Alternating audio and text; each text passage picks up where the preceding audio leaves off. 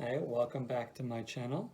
I'm Jerry, and I'm trying something a little bit different. You know, excuse the poor setup again because I don't have the good equipment. I'm just starting the channel, just starting to try YouTube.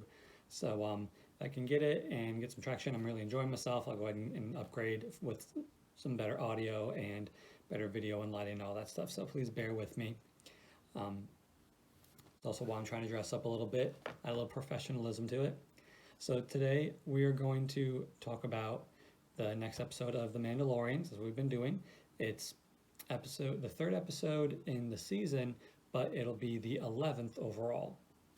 So as far as if you're watching the first season and straight into the second season, that's where you'd be at. This one is called The Heiress. Is directed by Bryce Dallas Howard. So Ron Howard's daughter. She's been a lot of things herself, but I think she'll always be Ron Howard's daughter, at least to me. Um, uh, I think as far as the directing goes, she did a fantastic job. I think she's still a novice to directing. Her directorial debut was in last season of The Mandalorian, and she did a very solid job there. And this is another excellent. It's actually a lot of people are saying this is the best episode of the season and one of the biggest fanboy payoffs of almost the entire run of Mandalorian. So spoilers, spoilers, spoilers. I'm gonna go right into it and immediately talk about the big, the big reveal or the big thing there, Bo-Katan. Now, obviously, as I had no idea that Bo-Katan was going to be in this episode. I don't know if it was something that was leaked earlier on and I never caught it. I try not to spoil myself on these things. I'm so enjoying The Mandalorian and going on for the ride. I don't want to be spoiled with too much. Um, so this was an excellent surprise for me. As soon as the Mandalorian, as Din got trapped and those other Mandalorians flew in, you saw Bo's helmet through the grate, and so you see that distinctive helmet. Immediately I knew it was her. It had those eyes on there, and I knew who it was right away. She took off the helmet, and to see Katie Sackhoff, who, for those who don't know, is the voice actor for the character on the Clone Wars and Star Wars Rebels. So this is already her character. It's not like with Ahsoka Tano, where it was Ashley Eckstein is the voice of her from those TV shows, and that's going to be Rosario Dawson to be playing live action. I think as a fan and also somebody who's into television and film, I think this is excellent. I think it has a lot of continuity for the way the character is represented, just having that voice because obviously it's stylized Clone Wars, stylized Rebels, and then to live action, it's kind of jarring because you're used to in your head seeing what the character looks like in the animated drawing version and to see them in real life, even though they did the little headband and that haircut, which in live action I don't think holds up quite as well.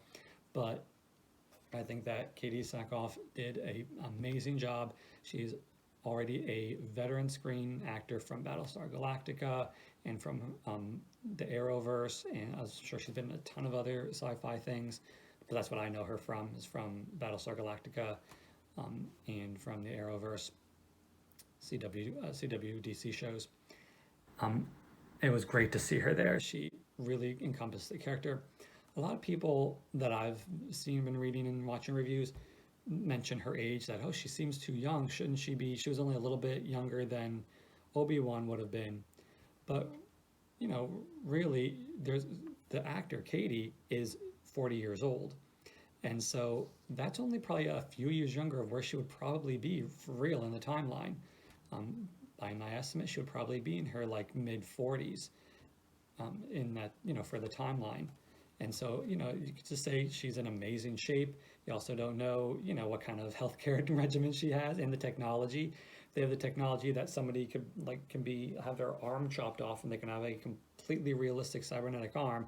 I'm sure you can do some decent age reduction and wrinkle reduction if somebody wanted to, especially with her being part of the um, like the royal class, which is kind of not very well defined in Star Wars because you have princesses and queens and things like that, but then they're voted in like Amidala was. So I don't really know exactly how that all falls in place. But with her being part of a royal family, I'm sure she has access to great skincare.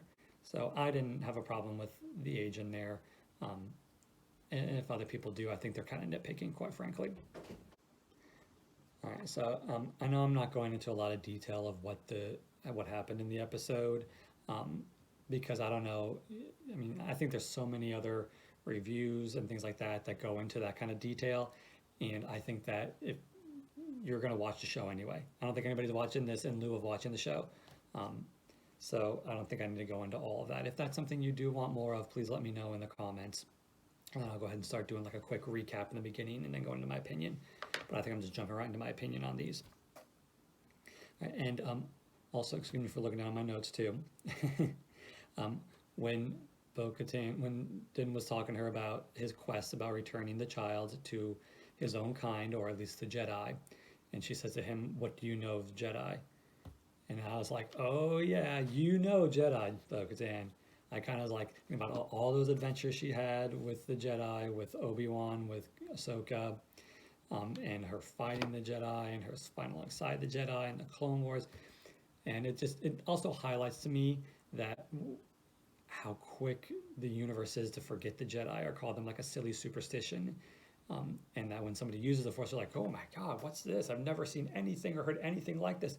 There were thousands of Jedi's. That was always a big loop, a big plot hole that I kind of have always had a problem with. But I look the other way because I know that it wasn't necessarily all originally meant to be like that. George Lucas had a completely different story when he made the original Star Wars movie than what it ended up evolving into. I don't hate on that. I think that that's natural for stories to progress and evolve, and I think that's a good thing. But anyway, that's a whole other thing. But when she said, "What do you know of the Jedi?" I just like totally geeked out for a second. And then something else that was good that I liked in this is that we got to see Moff Gideon again.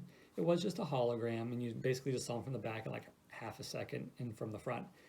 But I liked seeing him because last season ended. He was a major person last season. He was going to be like, or he felt to me like he's the big bad in this series.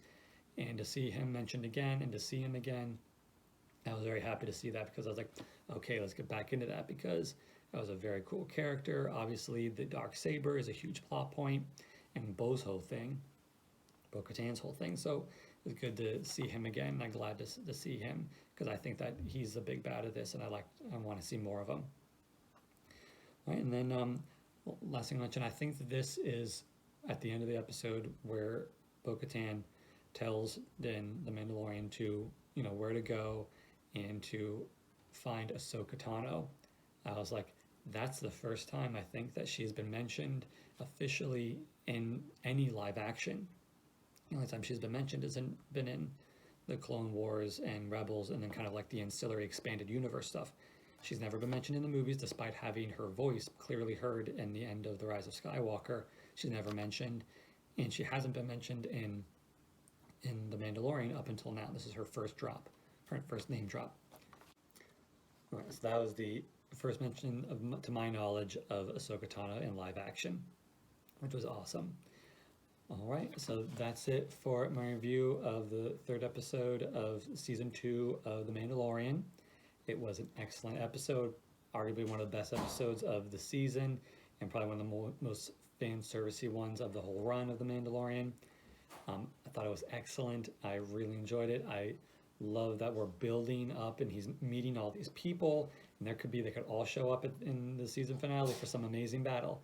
It's going to be great stuff. I'm really excited about this show's continuation. It's just every episode is getting better, and it's awesome. Please tell me your thoughts in the comment section. I would love to hear other people say any comments. I'm going to try my best to respond to because I'm sure there'll only be a few. But I love to get it back and forth and see what people are thinking about it. And until next time, please subscribe, like, ring the bell, do all those YouTubey things. And talk to you guys next time. Thanks. Bye.